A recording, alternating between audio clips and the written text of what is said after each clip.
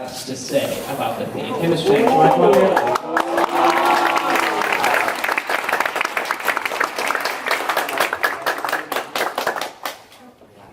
It's always a dangerous proposition giving me a mic, but thank you, Mr. Kennedy.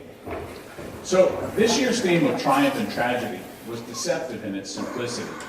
It offered you a straightforward framework and a simple, alliterative, sweet-sounding package. Triumph, tragedy.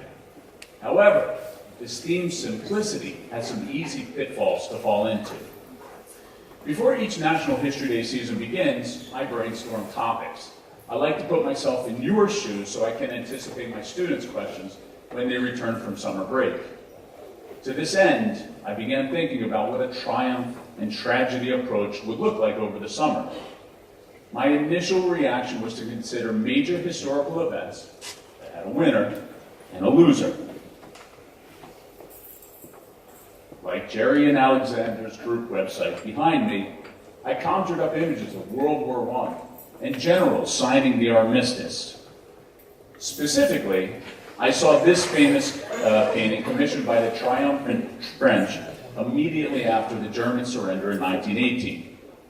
My next idea, like several projects this year, was the Opium War.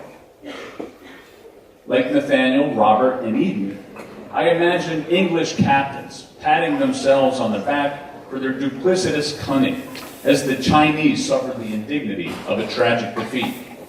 In particular, this oil painting from 1846, commissioned by the victorious British Empire, sprung to mind.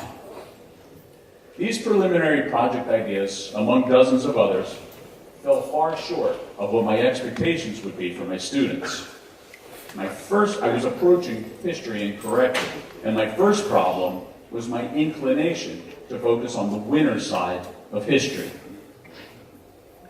When I was your age, I was not challenged to avoid the dangers of looking at history as a single story from a single perspective.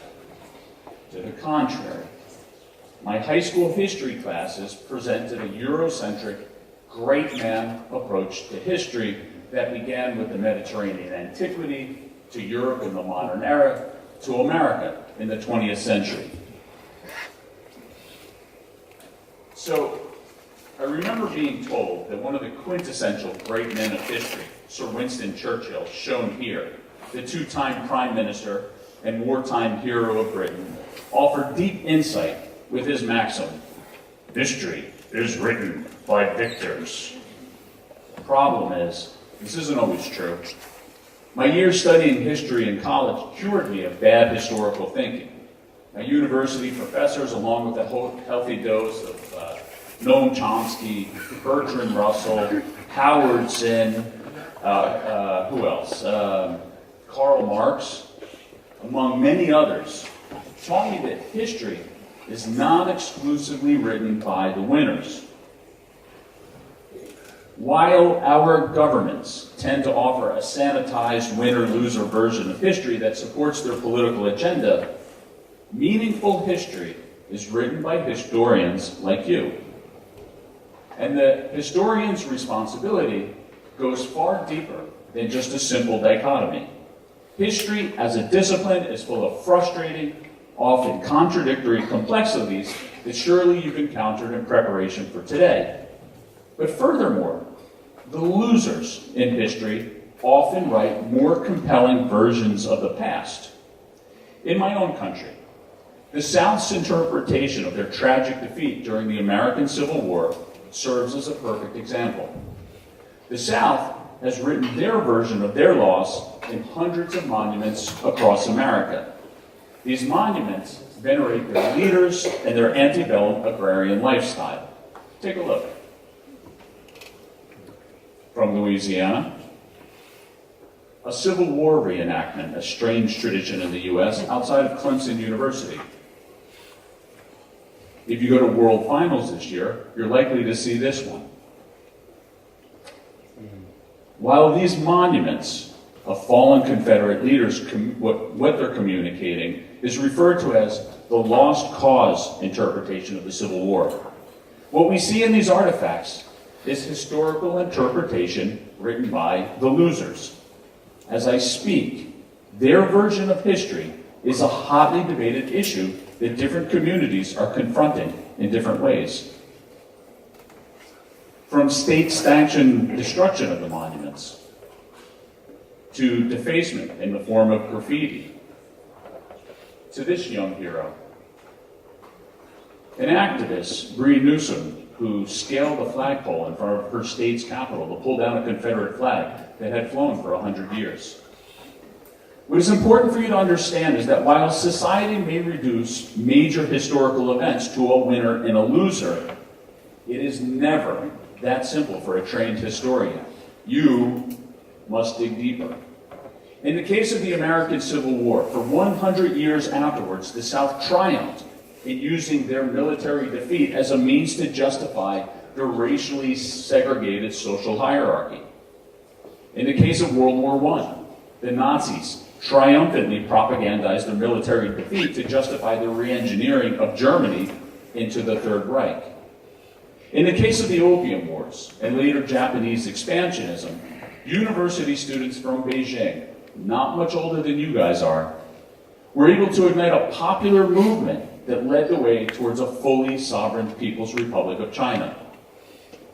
As the story of our society at large, for example, from this little-known band of Norwegians, a bit deeper. First off, coincidentally, it seems that Churchill also liked a triumph and tragedy approach to history. Churchill was a noteworthy historian, and this is one of his more famous works. As a historian, he would have known that history is written by the victors is a problematic assertion.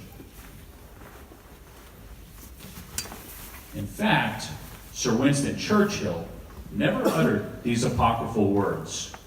Instead, it was another famous leader.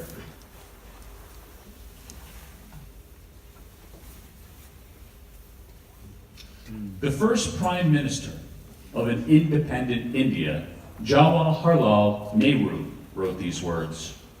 Like Churchill, Mr. Nehru was a leader and a historian. He authored a masterpiece of history, The Discovery of India. He wrote this book from a consciously Indian perspective. Nehru wrote his nation's history while imprisoned by Churchill's government for leading the anti-British Quit India movement during World War II. By writing this book, he helped prevent the single-story version of India that portrayed its people as backward savages that unilaterally benefited from the uplifting effects of European colonialism. Nehru's challenge back in 1944 is our challenge now. I look forward to seeing your projects today. For those of you who go on to World Finals, I ask that you consciously avoid the dangers of a single story. You have chosen to bring an event to light. Your event has many actors, many causes, and many effects. As you uncover your event's significance, be sure to consider all perspectives and identify all of the winners and losers. Thank you guys, and I wish you all the very best of luck today.